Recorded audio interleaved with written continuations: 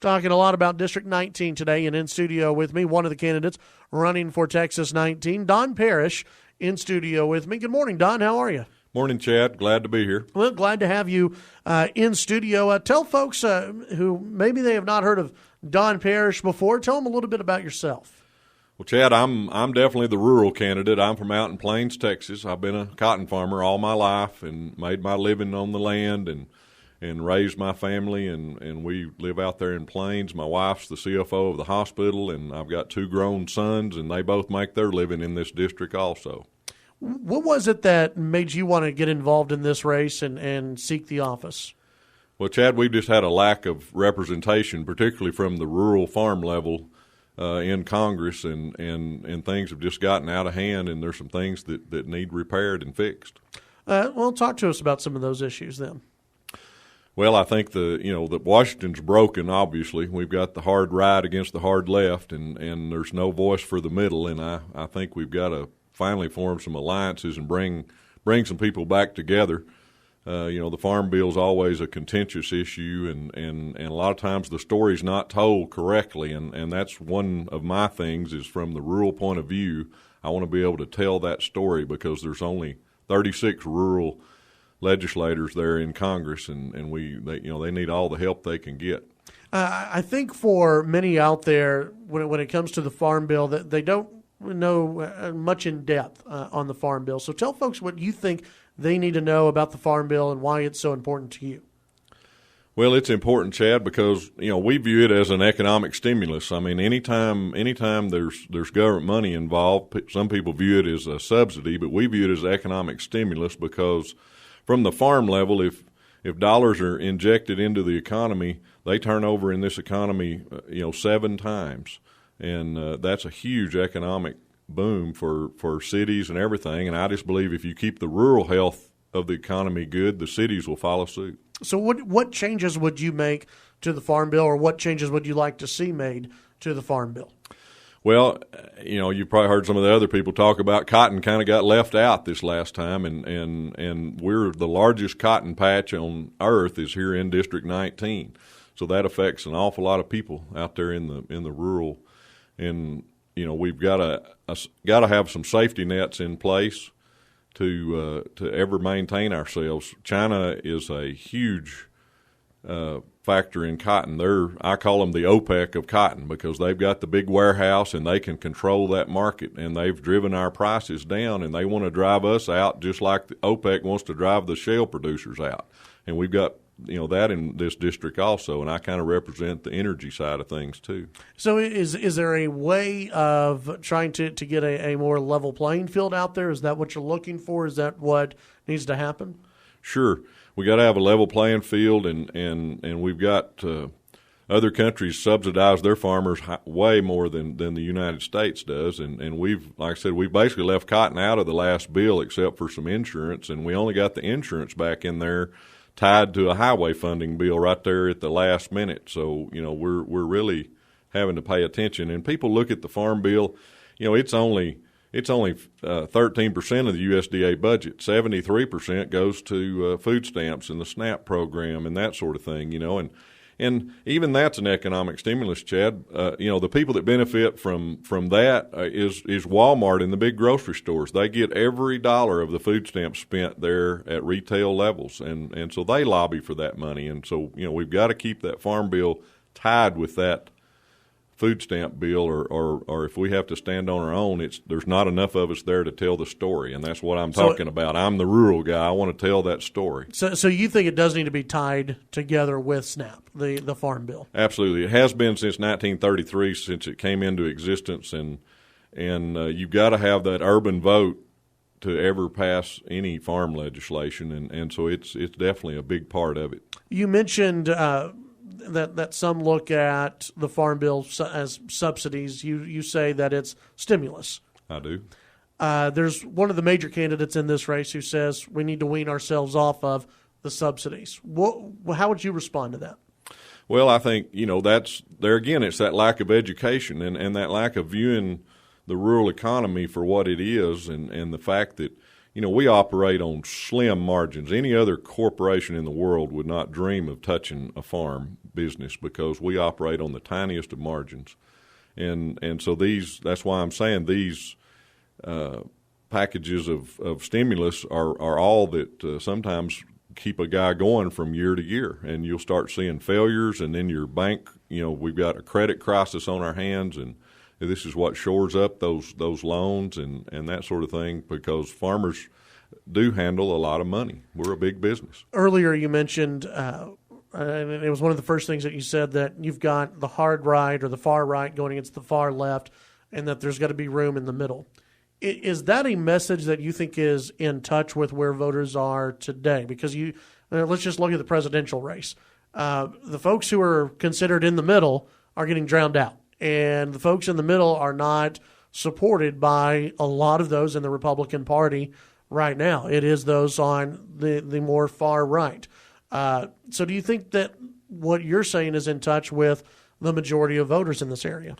I think in District 19, people do understand that we've got to form alliances, and we've got to meet in the middle there somewhere, because we've got gridlock, and there again we come all the way up to this omnibus spending every year, and we've got to get back to regular order. Speaker Ryan has promised to take us back to regular order. We all funding needs to come through the House, and the bills need to be sent to committee and have subcommittees and have hearings, and now we just wait to this gridlock situation.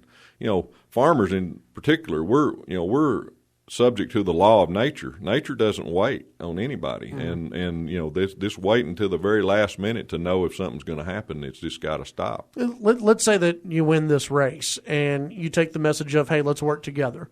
Are there some areas where you say, no, we can't really compromise on that? Oh, sure.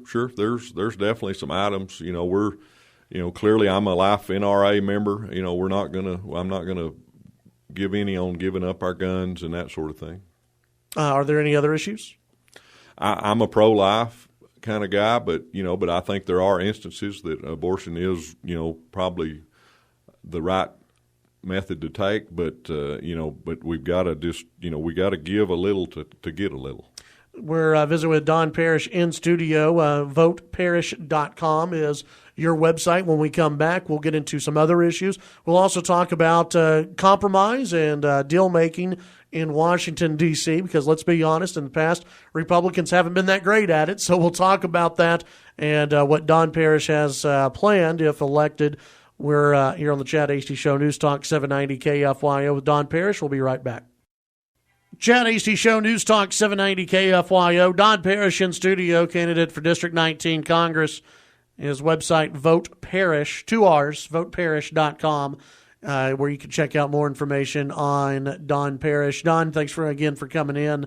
We were talking about compromise and working together with Republicans and Democrats working together, which is, I have to say, that is something that we don't hear from a lot of other candidates out there, and a lot of voters say, no, Republicans need to stand their ground, and I think a lot of that comes from a lot of voters just don't trust Republicans to actually make a real deal where it benefits Republicans, because you see the House, Republicans control the House, Republicans control the Senate, yet Democrats seem to be winning on a lot of other issues.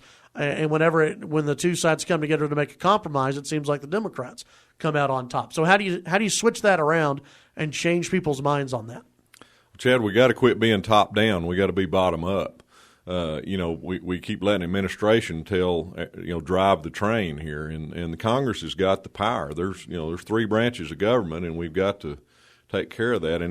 And it's important this time to vote Republican, because it's likely this next administration will get to pick 2 or 3 of the Supreme Court justices. And a lot of the problems we have in America today is through the judicial branch.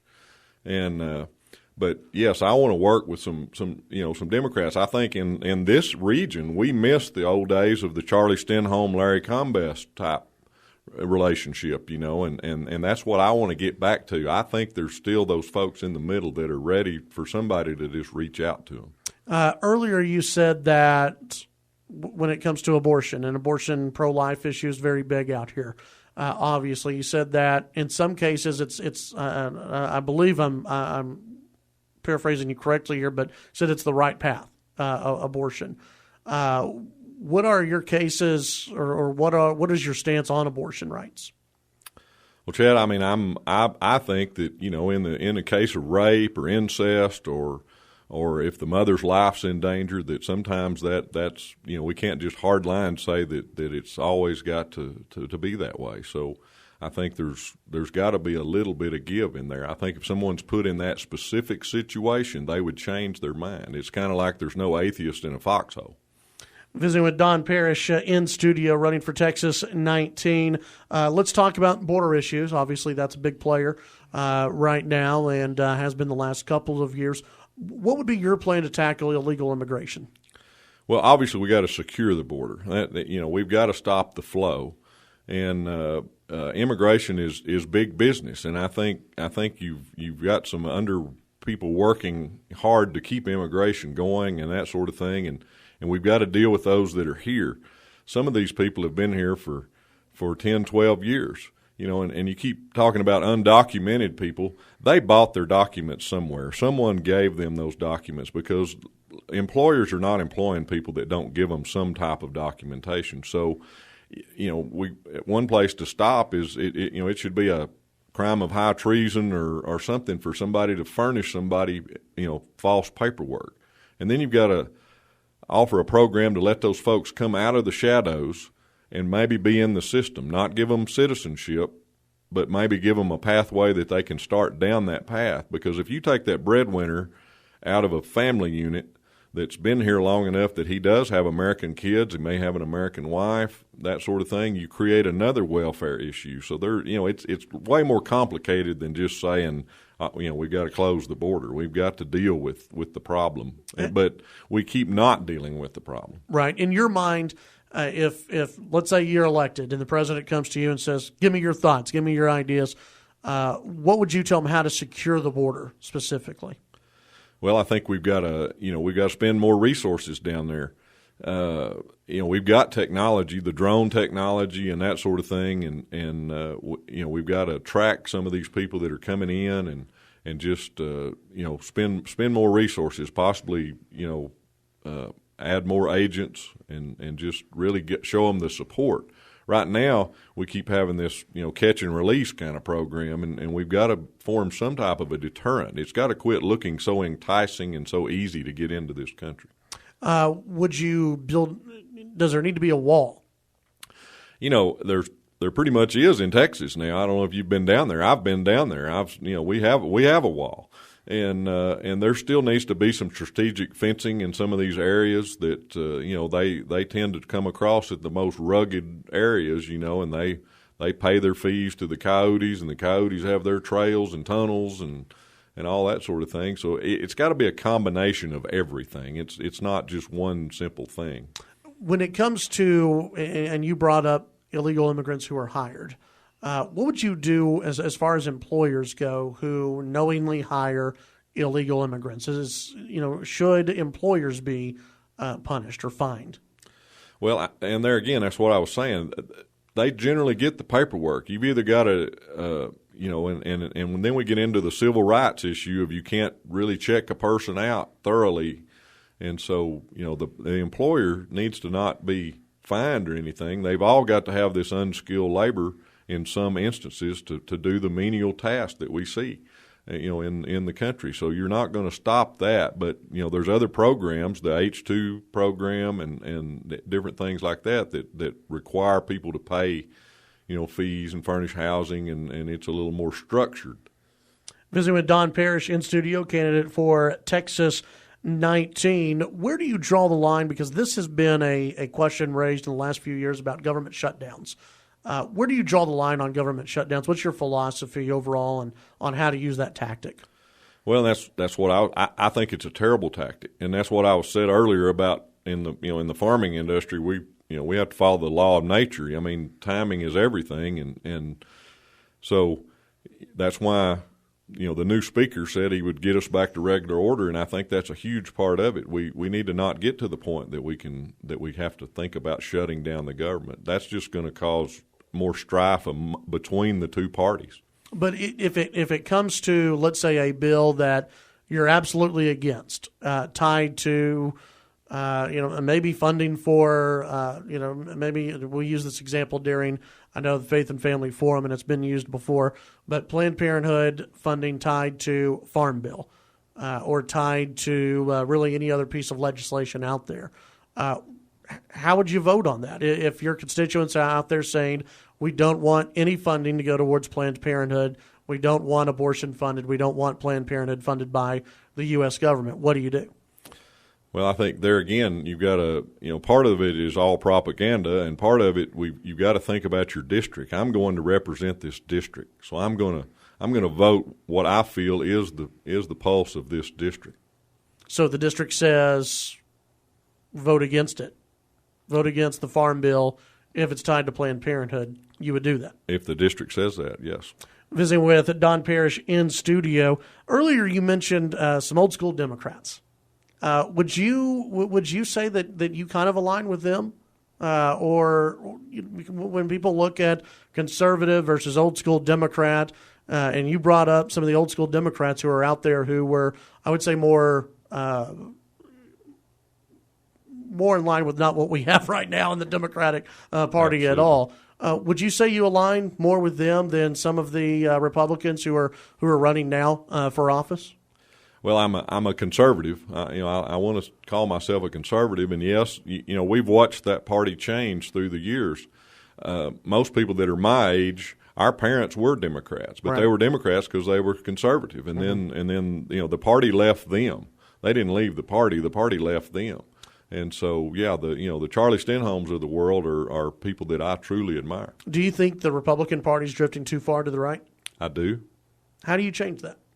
Well, that's why I think we've got to get that voice in the middle, and form those alliances. I think the majority is in the middle, voter wise.